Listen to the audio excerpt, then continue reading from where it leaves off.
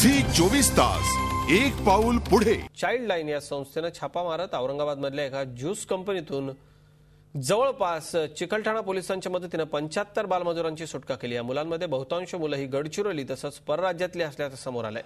या सर्व मुलांना बालकल्याण समितीने औरंगाबादमधल्या विविध सामाजिक संस्थांमध्ये ठेवलंय।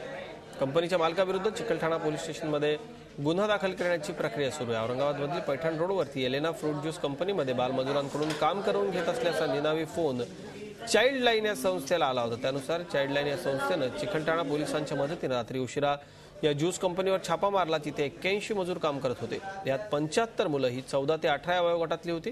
त्यानुसार पोलिसांनी आणि चाइल्ड लाइनच्या कार्यकर्त्यांनी 75 मुलांची सुटका केली आहे। या कंपनीमध्ये आमची पिळवणूक होत असल्याचं या मुलांनी सांगितलं। मुलांच्या कमाईचा मोठा हिस्सा दलालांना देण्यात येत असल्याचं स्पष्ट झालंय।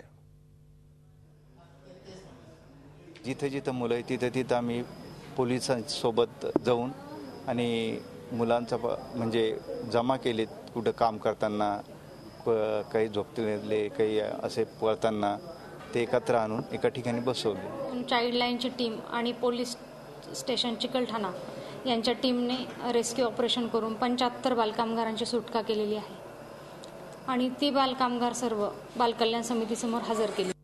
झी 24 तास एक पाऊल पुढे।